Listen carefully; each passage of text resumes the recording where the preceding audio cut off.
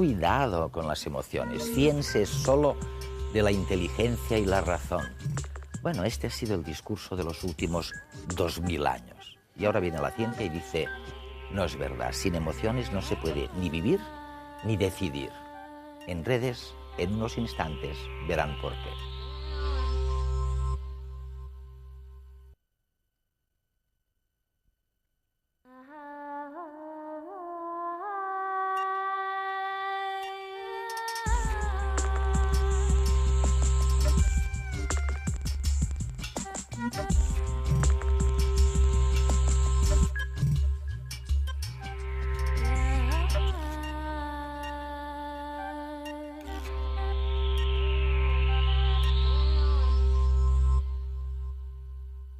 Había que prohibirlas, ni hablar de ellas.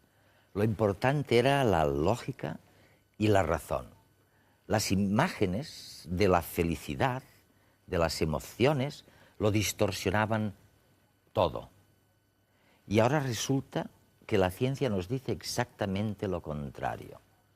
Sin emociones no se puede sobrevivir. Las emociones están al comienzo y al final de cada proyecto. Es muy malo dejarse controlar por las emociones, pero es peor no tener emociones. ¿Es posible enfrentarse con tranquilidad a una bestia que está a punto de atacarnos? A menos que uno sea domador profesional, sentir miedo es inevitable y necesario.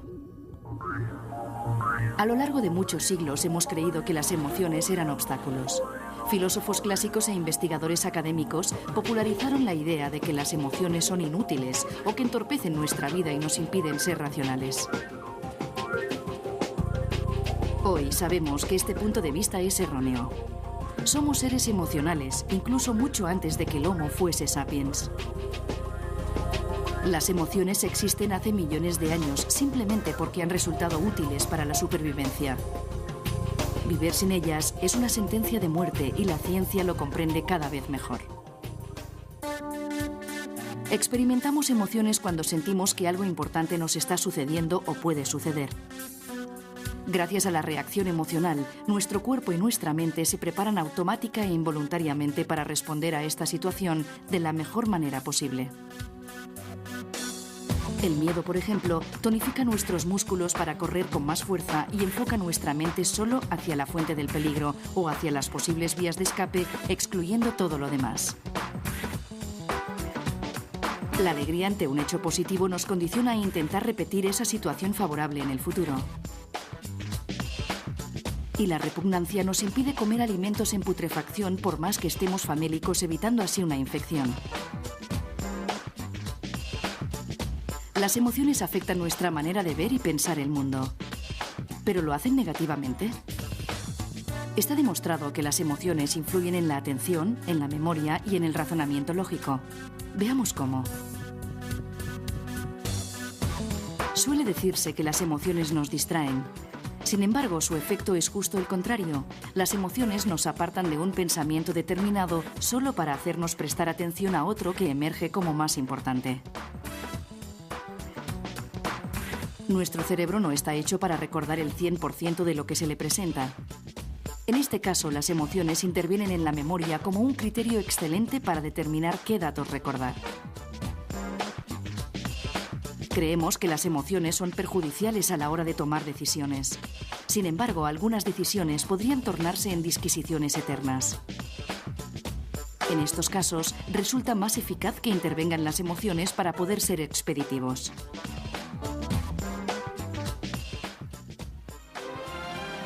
Un ser como el Capitán Spock de la serie Star Trek, muy inteligente pero carente de emociones, solo puede existir en la ficción. De hecho, la selección natural lo habría eliminado mucho antes de llegar a las naves espaciales. Hoy en día ya no convivimos con fieras salvajes, pero estamos habituados a coches que parecen conducidos por bestias.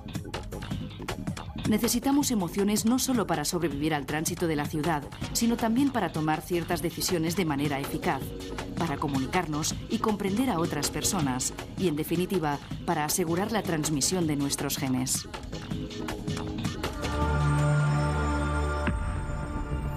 Después de 30 años investigando la universalidad de las emociones básicas, Paul Ekman es una de las personas que más sabe del mundo acerca de cómo expresamos nuestros sentimientos.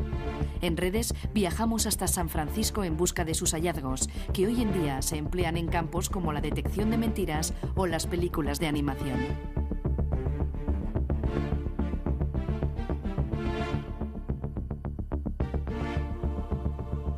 Paul, realmente eres un pionero. Hace 30 años a nadie le importaban las emociones y todavía menos las expresiones faciales de las emociones. Seguramente nadie se había ocupado desde Darwin y William James. Y tú llevas trabajando en esto 30 años. En realidad, 40 años. 40 años. El primer artículo que escribí fue en 1957. Dios mío, esto es mucho tiempo. Casi 50 años. Y realmente, lo que la gente siempre recordará es que en contra de lo que casi todo el mundo pensaba, tú sostenías que las expresiones faciales, la sorpresa, la ira, el asco... Eres bueno.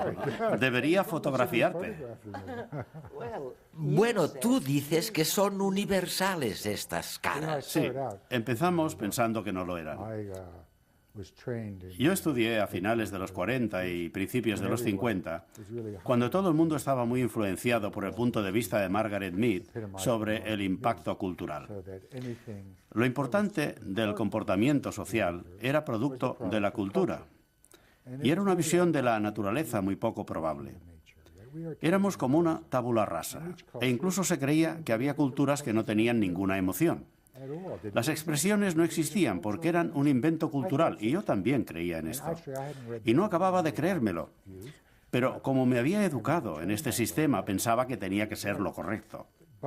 Pero conseguí que me financiaran un proyecto en el que tenía que investigar si las expresiones y los gestos eran universales o específicos de una cultura.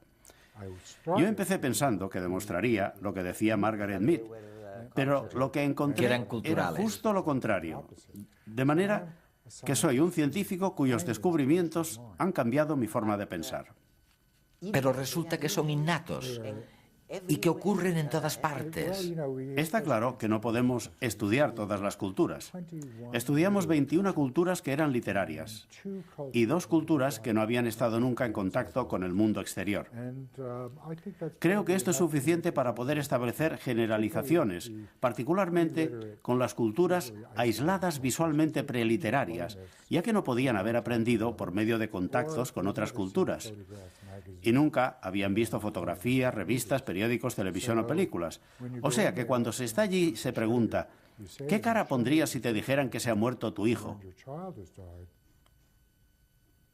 Y ponen la misma cara que en cualquier otra cultura, es completamente convincente. ¿Y qué me dices de los gestos simbólicos? Darwin también tenía razón, ya que se aplica a la cultura. Esto, en Estados Unidos, quiere decir que eres el ganador. Pero en Rusia quiere decir amistad. Es decir, que tiene un significado completamente distinto. Los italianos hacen esto para el teléfono y nosotros no tenemos ninguno. En Alemania hacen esto para tener buena suerte y nosotros hacemos esto. Aquí tenemos un lenguaje corporal auténtico. Y la cara también es un sistema de señas. Y es el mejor que tenemos para las emociones.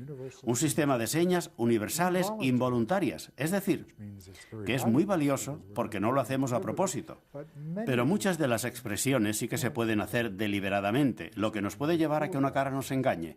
Todo el mundo puede hacer una sonrisa, pero hay unas diferencias muy sutiles que te puedo mostrar entre una verdadera sonrisa de disfrutar y una sonrisa social, que es la que tenemos que poner cuando en realidad no estamos disfrutando. Como la que ponen los políticos. Por ejemplo.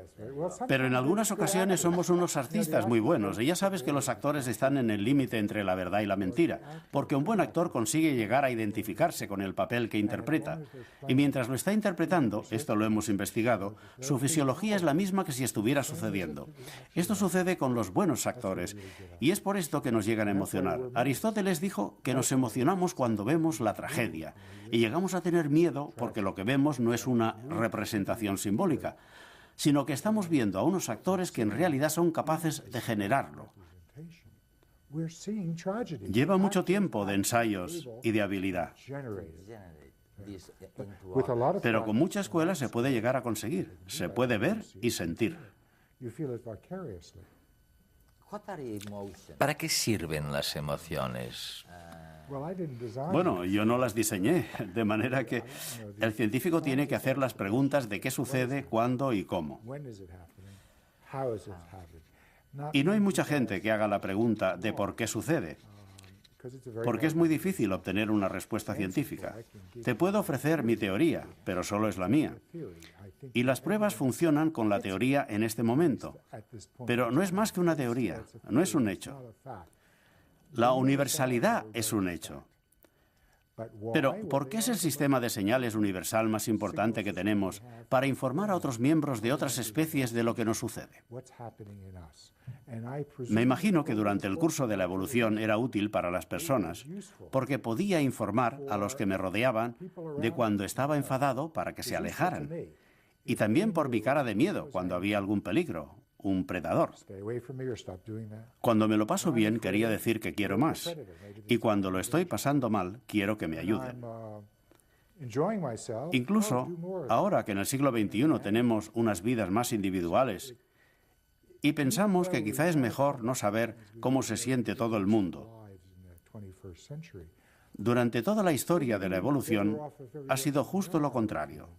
Ha sido muy útil, ya que de otra manera no existiría. Pero es porque soy un darwinista y tengo que escribir la información que se espera de mí.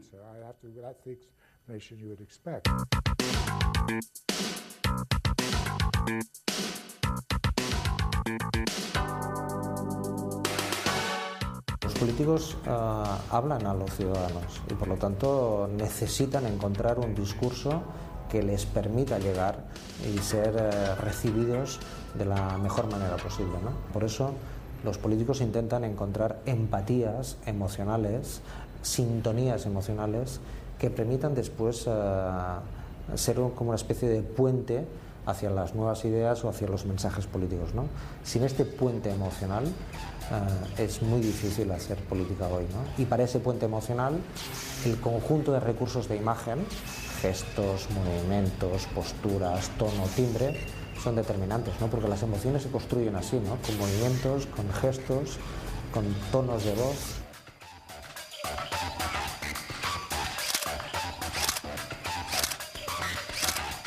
En esta escena histórica hay tres personajes, pero hay un gran dominador de la escena. Es Arafat, que con su gesto siempre lleva la iniciativa, con su firmeza de posición y de postura, consigue girar toda la situación y todos los personajes hacia él, ¿no? En la escena hay un detalle interesante y es que Rabin lleva los papeles de su discurso arrugados en su mano izquierda, que es un gesto de inseguridad y de timidez y también de desconfianza.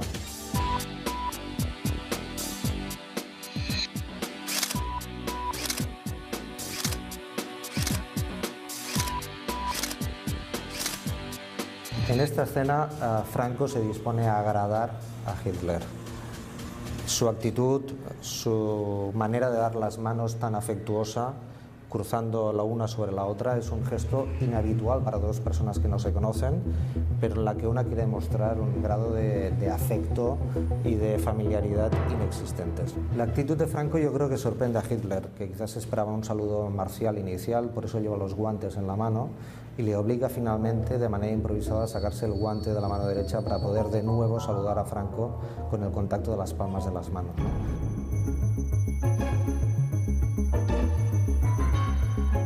En su intención de agradar, Franco es consciente de la gestualidad militar hitleriana, ¿no? Tiene el brazo permanentemente a punto, está totalmente rígido, dispuesto a saludar marcialmente a las tropas alemanas como se merece la situación histórica, ¿no?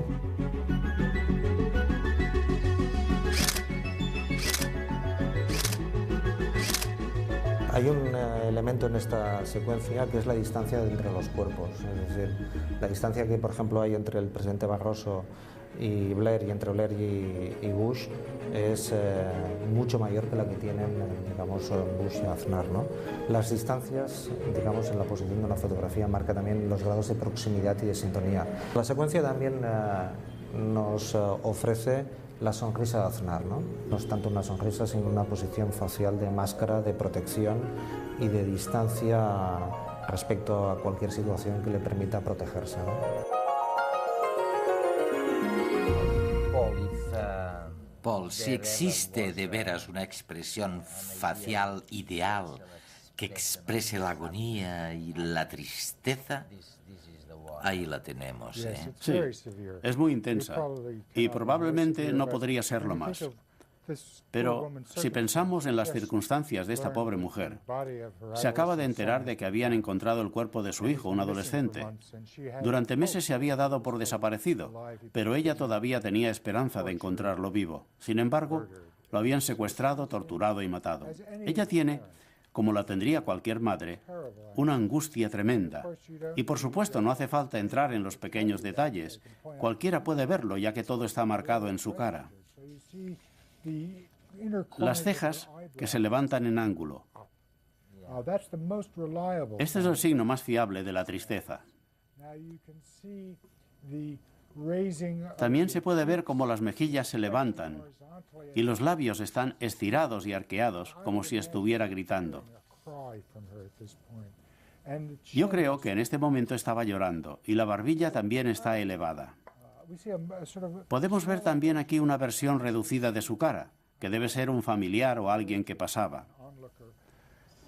Incluso esta imagen hace que nosotros también nos pongamos tristes, ya que el mensaje, la función de la angustia, es decir, que se necesita ayuda y que alguien nos conforte. En este momento está desesperada.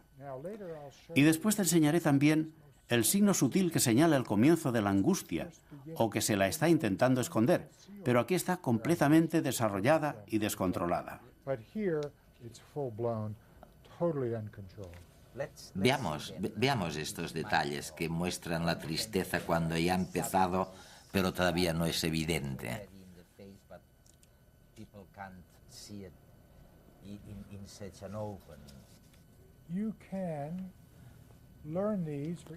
Lo podemos ver para cada emoción.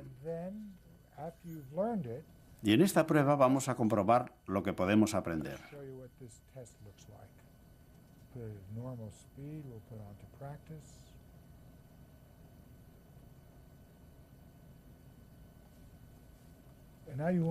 Ahora aparecerá una imagen, pero yo no sé cuál es.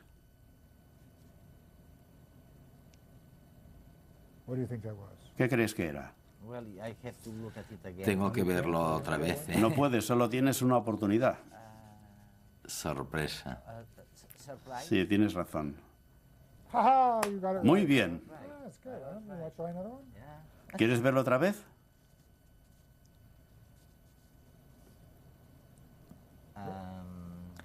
Pues no sé. ¿Cómo lo llamarías eso? Asco. ¿Quieres verlo otra vez? Vamos a ver. ¿Sorpresa de nuevo? No. Ahora aparece la respuesta correcta, enfado, y la vuelve a mostrar. Cuando se hace esta prueba se puede ver cuando se ha acertado o no. Y después de haber hecho unos cuantos se pueden identificar en un momento. Esto es sorpresa. Aquí tenemos la sorpresa. Las cejas están elevadas, los ojos están elevados y muy abiertos, y está boquiabierta. Esta es una fotografía con mucho grano de un periódico. El fotógrafo no esperaba tomar la foto de una mujer cayéndose. Estaba haciendo acrobacias en lo alto de un edificio y él la estaba enfocando cuando ella perdió el equilibrio y se cayó. Obtuvo un premio de fotografía y, por cierto, ella sobrevivió a la caída.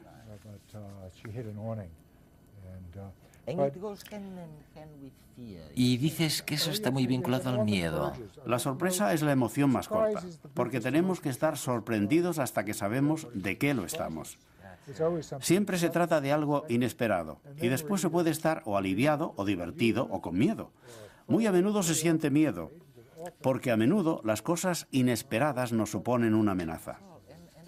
Paul, ¿y cómo es que algunas personas disfrutan con el miedo e incluso del terror? Cualquier emoción se puede disfrutar, y hay gente que disfruta incluso con las emociones negativas. Por ejemplo, a mí no me gusta llorar, pero hay gente que quiere leer novelas que les hagan llorar, o quieren ir a ver películas que les hagan llorar. Hay otros a los que les gusta sentir miedo, como son con las películas de suspense, que cuando voy a verlas yo estoy sentado al borde de la silla y cuando miro las caras de los que me rodean, todos tienen caras de miedo. Pero por supuesto no es verdad. No se corre ningún riesgo y es como un ejercicio emocional. Hay otros a los que les gusta sentirse enfadados y ven películas como Rocky o películas de boxeo. Hay muchos niños que les gusta sentir asco. Hay toda una industria que fabrica juguetes asquerosos con olores desagradables para niños. Y también hay adultos a los que les gusta sentir asco. También hay a quien le gusta sentir desprecio o sentirse superior. Hay gente a la que no le gustan las sorpresas y si les organizas una fiesta sorpresa te dicen no se te ocurra volverlo a hacer. No me gustan las sorpresas, me gusta saber qué es lo que va a pasar.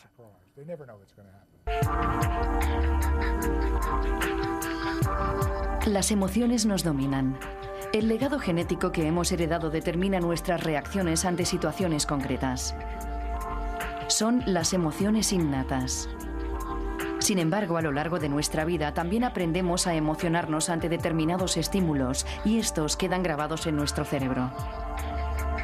Es la memoria emocional, un resorte que se activará en situaciones concretas.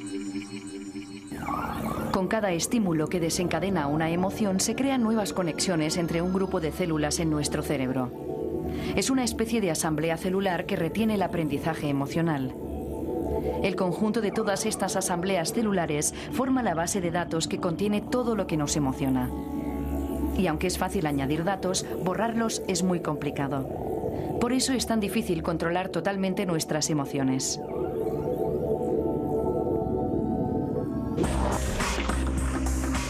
Este proceso se produce de manera inconsciente a un nivel cerebral muy primitivo. Incluso animales como la mosca de la fruta o los caracoles experimentan este tipo de aprendizaje emocional.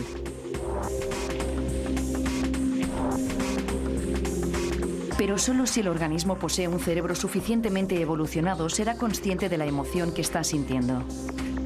En otras palabras, en animales con un nivel de conciencia alto, como los humanos, las emociones y sentimientos son consecuencias conscientes de procesos inconscientes. Una diferencia básica entre un cerebro evolucionado y otro más primitivo es la capacidad de distinción entre realidad y representación. Este solo se da en animales con cerebros suficientemente desarrollados como los humanos, y su funcionamiento es así. En primer lugar, nuestros ojos ven una fotografía que da miedo. La información pasa desde los ojos al tálamo, donde es procesada y redistribuida inmediatamente a la amígdala.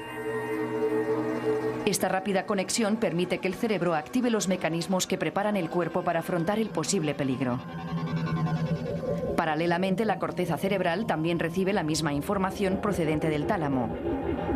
Esta conexión se produce más lentamente y la corteza tiene más tiempo para analizar el mensaje detenidamente.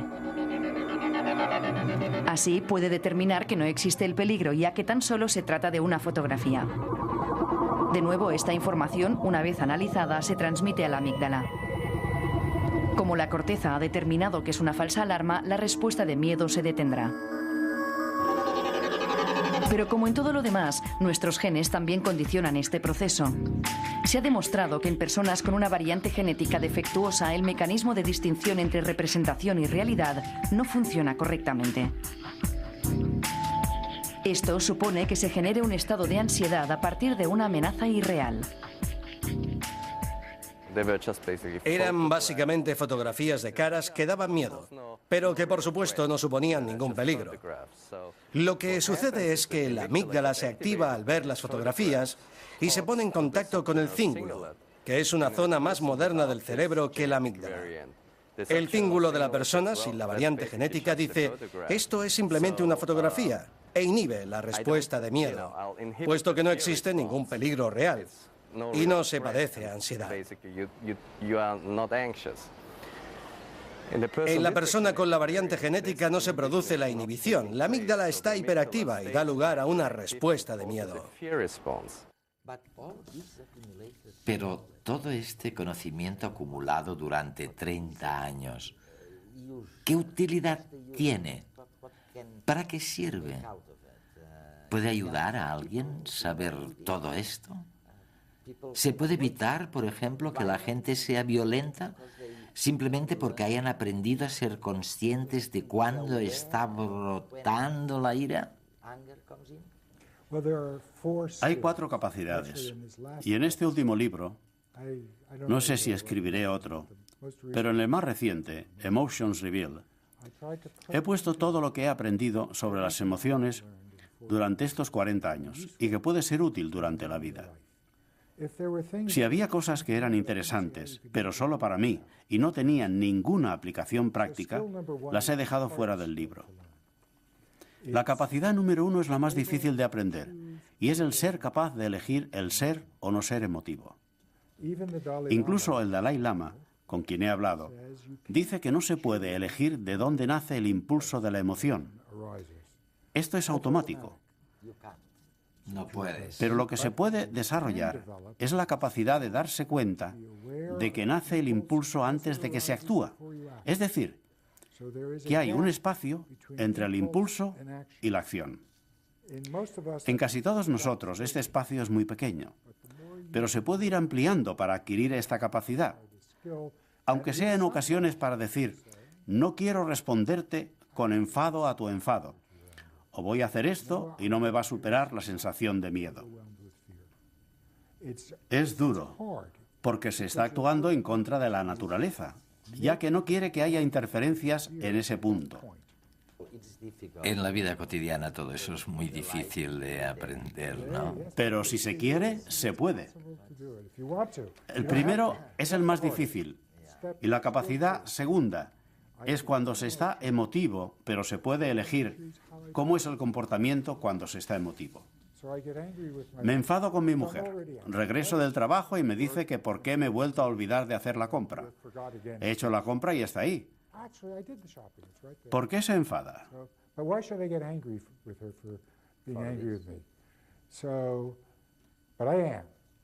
¿Cómo voy a comportarme para expresar mi enfado de forma que maximice la utilidad del enfado para ella y para mí? ¿Se puede elegir esto? El impulso natural, desgraciadamente, cuando se está enfadado, es herir a la persona con la que se está enfadada. Y eso hace que se destruya todo y que las cosas vayan a peor. Lo que hay que intentar hacer es dirigir el enfado hacia la acción que ha herido, no hacia la persona como actor. El tercero es una bomba. Los 2 primeros son duros y hay que trabajarlos de forma continuada, pero mejoran la vida. El tercero es aprender a ser más sensibles a las emociones de otros. Si tengo una emoción que es completamente visible en mi cara o en mi voz, no hace falta aprender a reconocerla. Pero a menudo las emociones se esconden o son tan sutiles que no se ven. Y yo tengo la herramienta, que ya hemos visto, que enseña a todo el mundo a reconocer esto y a saber automáticamente cómo se siente la otra persona, incluso si ellos no saben cómo se sienten. Es increíble. Una información que se puede ver en la Eso es, en la microexpresión facial. Y luego está la última capacidad, a la que en la época en que escribí el libro no le di mucha importancia. El libro se publicó en 2003, y esto quiere decir que yo lo entregué a la editorial en 2001, que es cuando sucedió el 11 de septiembre. Y en la actualidad trabajo casi por completo y aplico mi trabajo a la seguridad nacional, para intentar disminuir el número de errores que se cometen cuando se hacen los interrogatorios y las investigaciones, y para aumentar la exactitud. ¿Habías pensado alguna vez durante estos 30 años, cuando empezaste a estudiar las expresiones faciales de una tribu en el Pacífico, que acabarías siendo un valor activo para la seguridad nacional? No, nunca lo pensé. Y las aplicaciones de este trabajo son impresionantes. He sido consultor de las 3 empresas más importantes de animación en este país: Disney, Pixar e Industrial Light and Magic. He formado actores y he rechazado la petición de algunos políticos para hacerlos más creíbles. Y mi trabajo se ha utilizado en un contexto médico para evaluar a pacientes que están en riesgo de sufrir enfermedades coronarias. Esto quiere decir que la cara, las emociones, se aplican en todas partes y en todo lo que importa. Y lo que he hecho es abrir y revelar cómo funciona.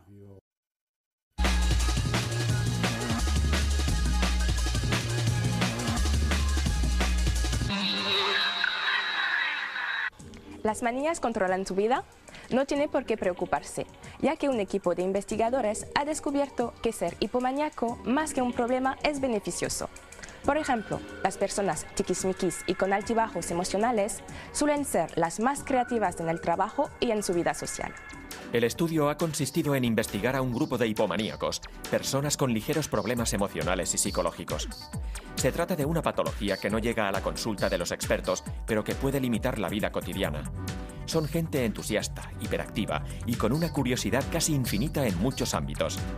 Los psicólogos aseguran que este carácter comparte cierta base genética con la de las personas que padecen trastorno bipolar, o sea, que pasan de la euforia a la depresión con mucha facilidad y sin causas aparentes. Las puntas de energía en muchas ocasiones van acompañadas de momentos de inspiración artística. Es decir, que este frenesí en los estados de ánimo puede acabar siendo productivo desde el punto de vista laboral. Muchos de los grandes hombres de la ciencia y el arte eran hipomaníacos. Igual que nos atrae un bar lleno de gente pasándoselo bien, a los abejorros les atraen las flores más concurridas. Al menos eso es lo que indica un ensayo realizado en Arizona. La peculiar investigación demuestra que los insectos son capaces de aprender pautas de comportamiento de sus vecinos más cercanos. En el ensayo había 2 grupos de flores, unas verdes artificiales y otras naranjas naturales. Tras varios meses de observación, se ha constatado que los abejorros que vieron a otros buscando alimento en las flores artificiales tenían el doble de probabilidades de escoger dichas flores por encima de las naturales cuando llegaba su turno de alimentarse. Así pues, se trata de la primera demostración de que los insectos pueden aprender a través de la simple observación de la conducta de otros insectos. En cambio, los abejorros, que no tuvieron el ejemplo de un grupo anterior, se decantaron por las flores naturales a la hora de buscar alimento. Para asegurarse de que los abejorros que espiaban a sus congéneres no estaban influidos por ninguna señal olfativa, en una segunda etapa se utilizaron unos insectos trampa hechos de resina y los resultados fueron los mismos. Dicen que la música amansa a las fieras. Ahora, un equipo de cardiólogos asegura que una melodía puede ser beneficiosa a la hora de tratar algunas patologías cardíacas. Además, oír música reduce los niveles de estrés y ansiedad. La conclusión es que el entrenamiento musical puede ser útil en el tratamiento de enfermedades cardíacas o ictus. El ensayo se ha realizado con una 30 de voluntarios a los que se controlaba la presión arterial y la respiración mientras escuchaban diversas composiciones musicales. El objetivo era relacionar ritmos y melodías con la respuesta fisiológica que presentaba cada individuo. El ensayo concluye que es el tempo musical, más que el estilo, lo que ayuda a controlar algunos parámetros biológicos. El tempo influye positivamente sobre los niveles de estrés y ansiedad que presentan los candidatos. La investigación muestra que la música más rápida, así como los ritmos más complejos, aceleran la circulación arterial y la frecuencia de respiración. En cambio, las piezas más suaves tienen el efecto contrario. Si está a punto de regalarle un perro a su hijo, piénselo 2 veces. Una conocida marca de videojuegos japonesa les propone la mascota ideal. Se trata de un perro que no se come los muebles, no mancha ni huele. Ahora ya no tendrá excusas para aumentar la familia con un animal de compañía virtual. La idea corre a cargo de la multinacional Nintendo, que ha decidido crear un programa de adiestramiento de mascotas. Se trata de lo último en simuladores de animales y es un paso más evolucionado y real que los tradicionales tamagotchis. Es pues un juego de videoconsola en el que el jugador decide el grado de implicación que quiere tener con su mascota virtual. Nada más comenzar la partida, el jugador puede elegir la raza del animal y el nombre al que responderá desde el primer momento.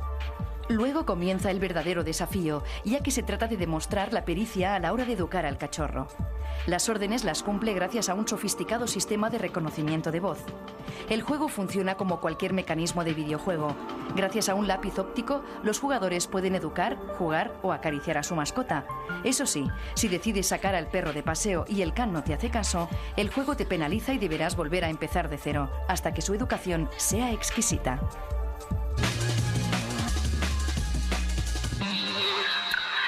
Claro que están en la segunda parte de Redes, un programa que esta vez dedicamos a las emociones y no lo hacemos con interrogantes. Decimos para qué sirven las emociones. Y la verdad es que, díganme quién de ustedes no ha oído alguna vez de alguien que dice de un tercero, es un desastre, no sabe controlar sus emociones. Y bueno, la importancia que tiene el controlar sus emociones, pero casi nunca hablamos de la importancia que tiene también no tener emociones. A veces es mucho peor no tener emociones que no saber controlar nuestras emociones. Bueno, determinados tipos de psicópatas es gente que no tiene emociones. A pesar de que vosotros decís los dos que las emociones son universales y que están en todas partes, en todas las culturas. Serán 5, 6, 7, no sé, pero todo el mundo tiene las mismas emociones. Nace con un grupo de emociones que son congénitas. ¿Sí o no? Jaime. Bueno, lo uno no está reñido con lo otro, lo que se decía al principio. Efectivamente, todos nacemos con una serie de capacidades y entre esas capacidades está una extraordinaria capacidad expresiva que el niño desde el primer momento de la vida nos demuestra. Los músculos que, por ejemplo, nos permiten realizar expresiones faciales universalmente reconocibles como prototipos de emociones distintas, se encuentran ya perfectamente desarrollados, o sea, en sus puntos definitivos de inserción en torno a los 3 meses de edad embrionaria. Y los nervios que controlan estos músculos también aproximadamente a esa misma edad. A los 3 meses de edad embrionaria, efectivamente. Y la movilidad, por lo tanto, que tiene ya desde el nacimiento un niño, es comparable, se ha destacado una única excepción a la que tiene un adulto. Pero no solo eso, es que cuando el niño se encuentra en situaciones determinadas, los diferentes músculos que podrían definir una variedad prácticamente indefinida de gestos se combinan dando lugar a prototipos de respuesta que en algunos casos veríamos lo semejante que es a la que tiene un adulto en una situación natural, no cuando somete control voluntario una... O sea, José María, que parece que tienes razón cuando yo te he oído decir por ahí que las emociones son universales, como Ekman, ¿no? Que dice, oye, cualquier cultura, y tú has estudiado unas cuantas. En cualquier cultura, sí. Lo que ocurre es que, en cierta manera, Eduardo, aquí nos encontramos con uno de los límites del lenguaje y no estaría mal que los que trabajamos en esto, te lo digo para animarte también, Jaime, sin ningún complejo acuñáramos los neologismos necesarios para referirnos a otras dimensiones existenciales, ¿no?, del ser humano. Entonces, a partir de mi observación, yo estoy llegando a la conclusión que por un lado están las emociones, lo que ahora estamos hablando, ¿no, Eduardo? Las 6 o 7... Yo creo que tenemos 7, de Darwin, no más. Vamos, sí. Digamos algunas, recordemos algunas. Pues, por ejemplo, la rabia, la tristeza, el miedo, el éxtasis místico, también entra dentro de las emociones básicas. ¿La repugnancia? No, la repugnancia no. ¿No? No. Darwin la citaba. Pero yo no. Como una básica, sí. Entonces, yo, por ejemplo, lo que estoy observando es que por un lado están las emociones, ¿no?, que son formas genéticamente determinadas o dadas de respuesta a estímulos que nos llegan del entorno.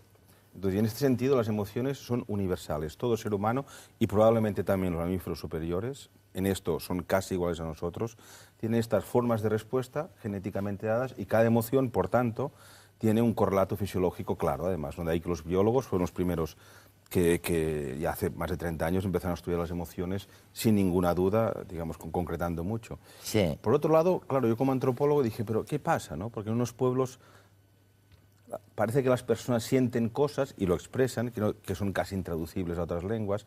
Ha hecho una terminología de cosas que uno siente en catalán, en castellano, en alemán, en shuar, en chino, que son prácticamente intraducibles. Pero no las emociones, que las palabras que cada pueblo usa... Son parecidas. Son casi literales. Oye, dime una ¿no? cosa que los alemanes no tienen vocablo para ello, por ejemplo. Pues, por ejemplo, el orgasmo. O sea, y para mí es una de las 7 emociones fundamentales, el orgasmo. O sea, como experiencia emocional, ¿no? Darwin tampoco la mencionaba esta, ¿eh? No. Tú vas por libre. Bueno, no, pero hay algún autor que dice, por ejemplo, alegría, sí. Que conlleva la afiliación, en algunas teorías iría, digamos, encaminada a largo plazo a la reproducción. Hay un Oye, os voy a pasar un reportaje sobre las expresiones faciales de todo esto que me estáis hablando, porque me parece interesantísimo, ¿no? Las expresiones faciales son un lenguaje muy importante en el campo de la animación, porque permiten al espectador intuir las emociones de sus protagonistas. Sin embargo, el mundo de la animación nada tiene que ver con el real, o al menos así lo creen un equipo de psicólogos de la Universidad Autónoma de Madrid. Esa relación entre expresiones faciales y emociones, tan obvia en los dibujos animados, no tiene por qué darse en personas reales como nosotros. Según el diseño del personaje en cuestión, sus rasgos de la cara están sintetizados en un triángulo que refleja esa expresión que quiere dar en ese momento. Por ejemplo, en el caso de la Beth, y en este caso concreto, por ejemplo, si la queremos enfadar, pues sería una cuestión de ajustar la forma de las cejas y la forma de la boca para así lograr, pues, una expresión determinada. Si esto sale bien, demostraremos que bajo el hielo de la Antártida hay vida. En el personaje de Beth, es decir, nos hemos referido a cuatro expresiones principalmente. Estas son triste, alegre, enfadado y asustado o asombrado. Con la combinación de estas expresiones es que conseguimos que ella, pues, emita al espectador, pues, determinados sentimientos. ¡Es alucinante! ¡Científicos de buen corazón! Beth, en este momento podemos estar viendo 4 emociones tremendamente importantes: alegría, miedo, tristeza y enfado. En el caso de la alegría podemos ver cómo Beth estira las comisuras de sus labios hacia arriba y eso marca una sonrisa, que es el signo universal de alegría según muchos psicólogos. En el caso de enfado vemos cómo frunce el ceño y esa marca es suficiente como para que todos tengamos la impresión de que está enfadada. En el caso del miedo abre la boca y abre los ojos y eso también nos indica que está asustada. Y finalmente, en el caso de la tristeza, las comisuras de los labios hacia abajo y la posición de la cabeza son suficientes como para sugerir que está triste. Sin embargo, las cosas no son tan sencillas.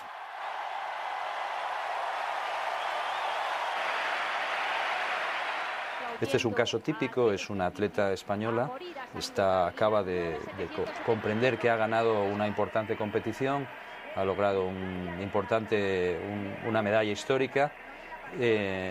Su expresión es todavía ambigua, es una expresión que carece realmente de significado, hasta que en un momento determinado reconoce a alguien entre el público y es justo en ese momento cuando nos encontramos con la expresión de alegría que se considera prototípica y técnicamente correcta.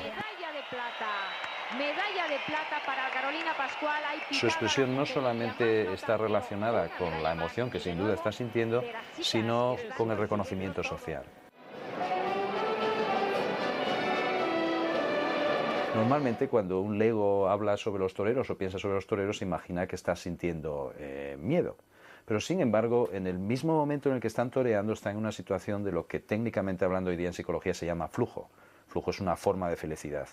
Su expresión en ese momento es la que podemos ver en la pantalla. Es una expresión en la que la boca hace una especie de trompeta y que se caracteriza por algo que realmente no hemos encontrado en ningún otro contexto, salvo en casos muy exóticos como por ejemplo la danza haka entre los maorís o los niños en determinadas situaciones muy precisas. Kill.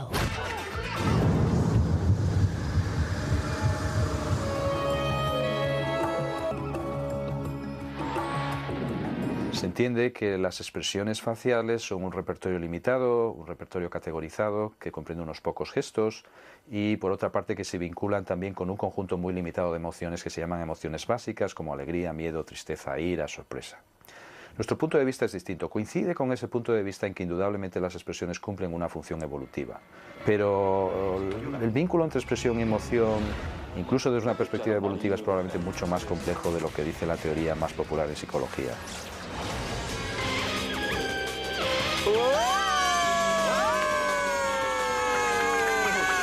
¡Por todos los píxeles! ¡Es mágico! En último término, lo que nos estamos planteando es hasta qué punto realmente se puede explicar la expresión y la emoción de una forma simple, de una forma evidentemente muy gráfica y muy atractiva, que sirve, por ejemplo, para el diseño de personajes en los dibujos animados, pero que quizás no responde exactamente a lo que ocurre en los seres humanos. Genial. Oye, José María y Jaime, la gente dice la cara es el reflejo del alma. ¿Eso dicen? ¿O la mirada es el reflejo del alma? Pues toma la mirada, pero la expresión es un poco... ¿Es o no es? No sé, es que en mi opinión no es que la cara, como dices Eduardo, sea el reflejo del alma, sino que forma parte del alma. Y si uno está tenso y deprimido, pero consigue respirar profundo y sonreír un poco, generalmente se le pasa bastante el tono emocional negativo, conflictivo que está viviendo, ¿no? Entonces, es que no somos una cosa cartesiana, ¿no? O sea, somos una unidad. Entonces, a base, si uno está muy tenso siempre o muy enfadado, pues claro, se le acaban creando unas comisuras en los labios y un fruncido aquí en las cejas, que no es que represente, es que forma parte de su ser. Y al revés, ¿no? Y al revés. Algo que, por ejemplo, se enseña mucho en el Próximo Oriente cuando los niños se enfadan, es a que sonrían.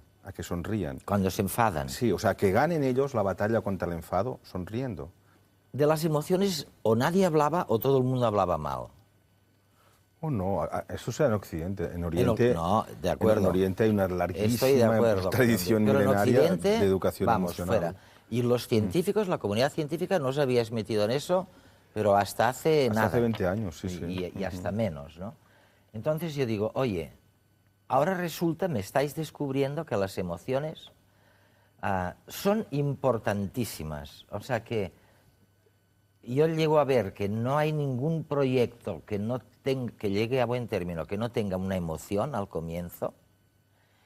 Y ahora estamos viendo que a la hora de decidir, al final del proyecto, tampoco sabes decidir si no es emocionalmente. Y que cuando la gente, el vecino, nos dice, no, es que lo he mesurado muy bien, lo he estudiado fantástico, he puesto los argumentos a favor y los argumentos en contra, y al final he tomado una decisión lógica, racional, de lo que me doy cuenta es que es mentira, que es una patraña. O sea que esta decisión al final tiene una componente emocional también, y si no, no hay decisión. Claro, de hecho, las personas creamos redes emocionales, y valga lo de redes por el programa, sobre las cuales nos movemos, ¿no? Y uno trabaja y hace pactos con quien le es fraternalmente cercano o hacia quien tiene una simpatía profunda, y entonces lo otro funciona más fácilmente. Pero las redes sociales, en ese sentido yo discrepo mucho del marxismo, no tienen que ver con alcanzar medios de producción o situaciones sociales más favorables, sino las redes sociales se crean sobre las emociones. Oye, me dice Jaime, que estoy recapitulando, que no se aprende lo de mentir. Sí, sí se aprende. Se aprende. Sí, cómo no. O sea, el engaño se aprende como expresión. Precisamente, digamos, lo que hace la cultura es enseñarnos unas reglas, digamos, de expresión, de tal manera que uno aprende en cada contexto que es más adecuado expresar y naturalmente también aprende así a disociar un sentimiento de la propia expresión. O sea, aprendemos el engaño. Os voy a pasar un reportaje que habla un poquito de esto. ¿Qué expresa el cuerpo del otro? ¿Nos transmite la misma emoción con su rostro y con su cuerpo? ¿Somos capaces de detectar el engaño cuando observamos la expresión corporal? ¿Qué sucede en nuestro cerebro cuando nos engañan? Hasta ahora las emociones han sido estudiadas a partir de la expresión facial y de forma estática. Llegados a este punto, me gustaría saber la importancia de la información dinámica y por eso utilizo vídeos. Hay entonces un desarrollo en el tiempo y creo que es algo importante que debemos investigar. Quizás el cuerpo expresa informaciones diferentes de las del rostro, o incluso informaciones que pueden falsear el juicio del observador. Porque si fuéramos constantemente coherentes con lo que expresamos, seríamos demasiado previsibles. Y mostraríamos, por tanto, una cierta fragilidad.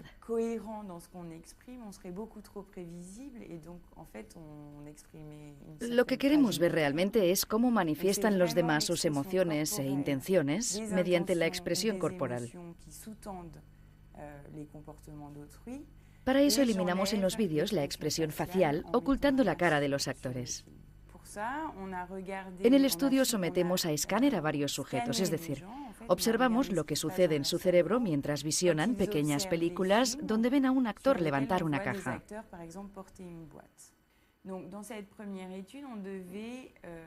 En este primer estudio tenemos que juzgar las expectativas del sujeto.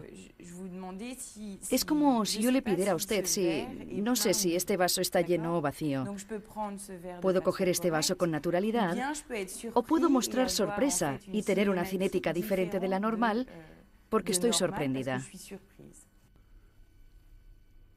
Los actores son a veces engañados en cuanto al peso de la caja que van a levantar y sus movimientos corporales muestran su sorpresa.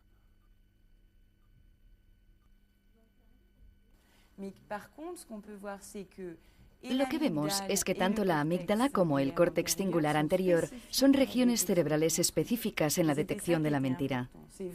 Y esto es lo realmente importante, detectar la mentira en el comportamiento no verbal del prójimo y no otro tipo de intención. Y a partir de estos resultados comenzamos a hacernos preguntas sobre la intención social frente al hecho de ser víctima del engaño. Para ello introducimos a los propios actores en el escáner mientras visionan los vídeos. Les pedimos que detecten si su comportamiento no verbal refleja el hecho de que el experimentador les mintió en el momento de la grabación. Es decir, si fueron víctimas de la mentira o si lo fue otro. Y lo que demostramos es que la amígdala está mucho más activa cuando el observador es el mismo, blanco del engaño. La amígdala estaría más implicada en esa detección de peligro implícito en la mentira que en el juicio de una intención social en general. Otra de las cosas que observamos es que somos poco hábiles a la hora de detectar la mentira en el otro. Es un hecho muy bien conocido en la literatura especializada y constatado concretamente por Ekman y por Fries al estudiar en profundidad la mentira en psicología social con jueces o policías. Cuando miras a la vida normal, te dicen 2 ven mejor que 1. Bueno, inventamos la institución del jurado porque se supone que 6 o 4 deciden mejor que 1. Y luego, sin embargo, cuando veo lo que pasa a mi alrededor, o sea, cuando veo las emociones, no las individuales, solas, sino las emociones grupales, las emociones colectivas, te das cuenta de que la emoción, la reacción colectiva no tiene nada que ver con la suma de las emociones individuales. Es otra cosa. Es otra cosa. 2 más 2 no son 4 en temas de emociones. ¿Cómo los llamas? Los de la Amazonas, este pueblo que tú has estudiado tanto. Los Shuar. Los Shuar. O Rachuara. Eso. Oye, sí, esos son 2 ¿tienen emociones grupales ellos? Claro que tienen. No grupales, colectivas. Colectivas. ¿No? De todas formas, ahora que lo mencionas, Eduardo, yo lo pondría en otra categoría de experiencia subjetiva, ¿no? Porque es cierto esto que dices y muy cierto, que a veces con frecuencia, las emociones que individuos en concreto sienten no se corresponden con la expresión emocional colectiva del grupo al que pertenece el individuo, ¿no? Y en esto sí es cierto que hay algún tipo de resonancia, que yo creo que los científicos no sabemos casi nada o absolutamente nada de esto. Hay algún tipo de resonancia, no sé cómo llamarle, resonancia emocional, por usar esta expresión sabiendo que es incorrecta, ¿no? Que arrastra a los individuos, ¿no? Es decir, yo nunca he conseguido disfrutar de verdad viendo un desfile militar, por ejemplo, pero he estado en desfiles militares y he sentido dentro mío como algo que me arrastraba con toda la masa de personas que había a mi alrededor, ¿no? Y no es un espectáculo que yo disfrute ni me apetezca ni gaste tiempo en ir, ¿no? Entonces, hay algo de esto, ¿no? Y digamos, y una gran experiencia, incluso para los no aficionados al fútbol, por ejemplo, es ir a ver un partido de máxima intensidad, que aunque no entiendas de normas de fútbol, aunque no seas partidario de ninguno de los equipos, pero hay algo en el colectivo de carácter emocional que desde luego arrastra. Y en otras sociedades, ya que los mencionabas, por ejemplo, entre los shuar, las personas se provocan las emociones que ellos necesitan, o sea, aprenden a usarlas en beneficio del momento. Entonces, cuando una persona tiene que ir a vengarse de otra, por ejemplo, que a lo mejor ni conoce, porque es una venganza que venía del abuelo, del otro que mató a mi abuelo, y yo en algún momento de ir a devolver esta afrenta, porque si no mi familia va a quedar en ridículo, en fin. Y a lo mejor me toca ir a matar a alguien que nunca he visto, con lo cual no puedo sentir odio hacia aquella persona, ¿no? Aparte de una cosa pues, familiarmente adquirida, pero saben cómo hacerlo para generarse la violencia necesaria, el estado de agresión necesario, incluso el odio. Jaime, ¿qué me decís los psicólogos de este tema? De los conflictos. Coincidir. Lo que ocurre es que tenemos que, digamos, matizar, ¿no? Hay un fenómeno muy elemental que es el contagio emocional. Esto es, las emociones tienen una naturaleza y una función social.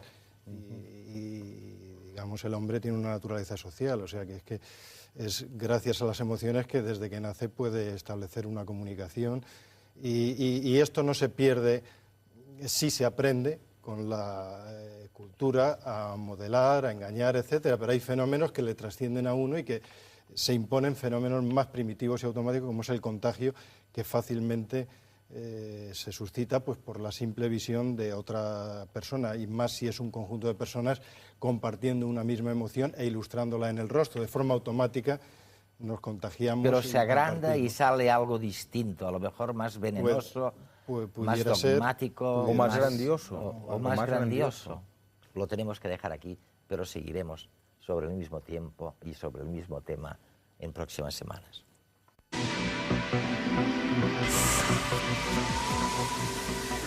Esta temporada, el concurso La Cuestión de Redes os propone un viaje al futuro. ¿Te atreves a imaginar cómo será el mundo en el año 2105? Nanorobots que se replican, actualizaciones de nuestro software genético, cambio climático. ¿Cómo afectarán a nuestra vida cotidiana, a nuestra manera de relacionarnos? Puedes responder con un texto o con un formato audiovisual. Consulta las bases del concurso en nuestra página web. Atrévete a ser creativo sin olvidar el rigor. Nuestros horizontes se amplían exponencialmente. ¿Cómo te imaginas el mundo dentro de 100 años?